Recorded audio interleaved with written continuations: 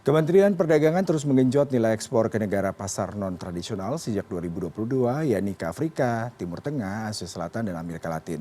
Upaya kreatif para atase perdagangan dan Indonesia Trade Promotion Center (ITPC) di sejumlah negara menjadi tombak penting bagi kenaikan nilai ekspor. Apa saja kendala yang ditemui dan bagaimana produk Indonesia bisa masuk ke pasar negara tersebut?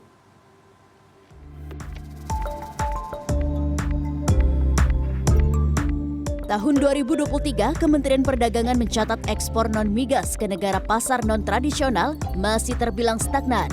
Seperti ke Afrika, 5,5 miliar dolar Amerika dan Amerika Latin sebesar 2,57 miliar dolar Amerika.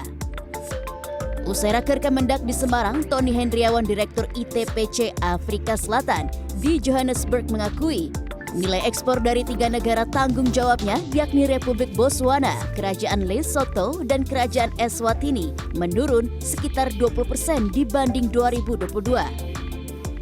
Sejumlah tantangan seperti biaya logistik mahal membuat importir belum berani untuk melakukan pembelian produk Indonesia dalam jumlah besar. Selain itu, masyarakat Afsel sulit mengubah kesukaannya terhadap sebuah produk, sehingga perlu upaya promosi yang berulang. Yang pertama yang ingin saya dorong adalah makanan dan minuman. Kenapa? Makanan dan minuman itu mewakili branding Indonesia. Yang kedua, tekstil, khususnya batik. Walaupun ceruk pasarnya sedikit, tapi dia ada di menengah. Jadi, batik ini akan kita dorong untuk terus diperkenalkan di Afrika Selatan, tidak sebatas hanya kalangan tertentu. Tetapi bahwa batik adalah fashion yang bisa digunakan oleh segala usia. ITPC Afrika Selatan ini mencontohkan produk batik Indonesia yang telah menjadi pakaian favorit Presiden Nelson Mandela. Perwakilan perdagangan Indonesia membidik untuk memperkenalkan batik Indonesia dicampur dengan budaya Afrika Selatan, namun dengan harga yang lebih terjangkau. Kendala ini juga yang dialami oleh Ulfa, UMKM batik asal Pekalongan. Ulfa yang memulai usaha batik tulis dan cap sejak 2010 ini juga berkeinginan melebarkan sayap bisnis melalui ekspor di luar pembeli saat ini yang berasal dari Thailand, Singapura, Malaysia, dan Abu Dhabi. Ada, jadi kalau ekspor dalam jumlah kuantiti besar itu harus melakukan beberapa persyaratan.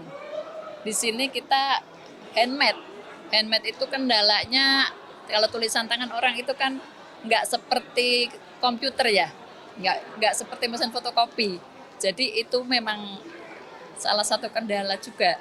Memang harus mereka mengerti dulu edukasi batik tulis itu seperti apa, detailnya seperti apa, kerumitannya seperti apa. Indonesia Trade Promotion Center Afsel ini mengidentifikasi ada sekitar 10 produk Indonesia yang dapat diterima pasar Afsel, seperti makanan dan minuman, spare part kendaraan, alat kesehatan, dan produk tekstil. Pihaknya harus lebih gencar mencari pemodal besar agar mau mengimpor produk Indonesia. Di sisi konsumen, produk Indonesia harus ramah di kantong sesuai dengan daya beli masyarakat Afrika Selatan. Desi Aritonang, Maria Oktober, Semarang, Jawa Tengah.